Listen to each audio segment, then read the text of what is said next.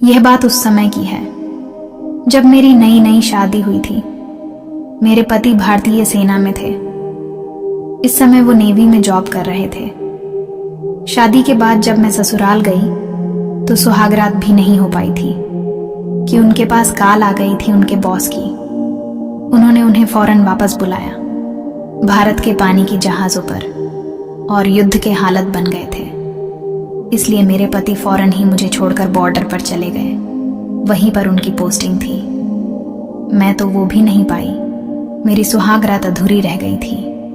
फिर उन्होंने दूसरे दिन कॉल किया कि अब 3 महीने बाद ही आ पाएंगे। ये सुनकर मैं बहुत दुखी हुई थी, जिसके लिए मैं इस घर में आई थी। वो मुझसे बहुत दूर थे।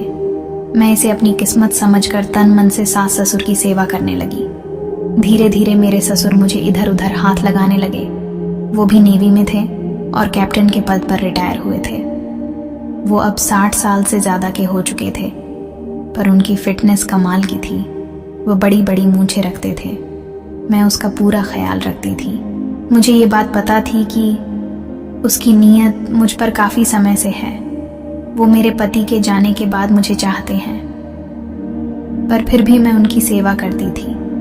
टाइम टाइम से चाय पानी दवाइयाँ खाना देती थी। घर में मैं पूरे ड्रेस वाला कपड़ा पहनती थी। एक दिन उन्होंने मेरा हाथ पकड़ लिया। मैं डर गई और मैं अपने ससुर जी से बहुत नाराज़ हो गई और मैं रोने भी लगी थी। मैंने नाराज़ होकर कहा, आपकी शिकायत मैं पति से करूँगी।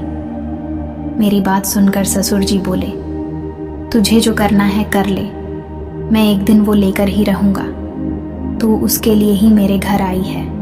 तेरे पर हमारा अधिकार है। मेरा बेटा नहीं है तो क्या हुआ, मैं तो हूं ना।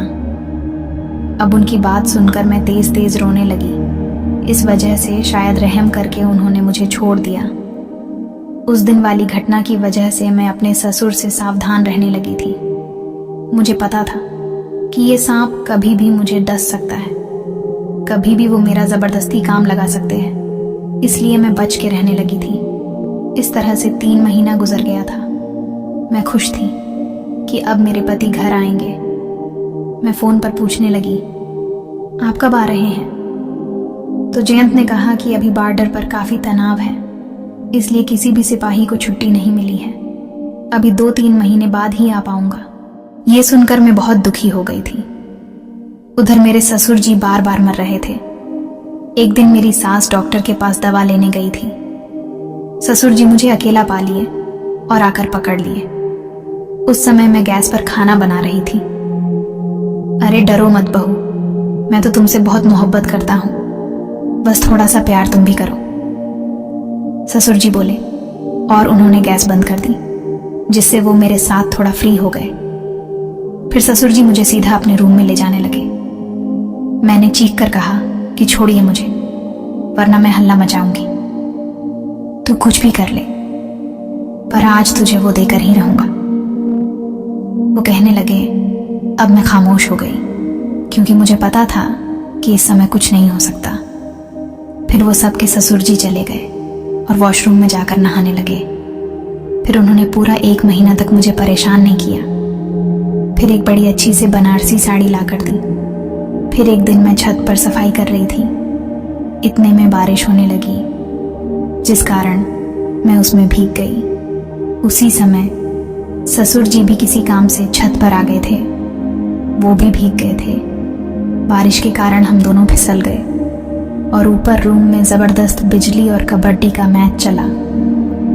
ऐसा मैच मैंने आज तक नहीं खेला था, और आज के मैच के बाद ससुर जी को मैं मान गई कि वह सच में नेवी के कैप्टन थे और इस उम्र में भी इतनी लंबी पारी खेल सकते हैं।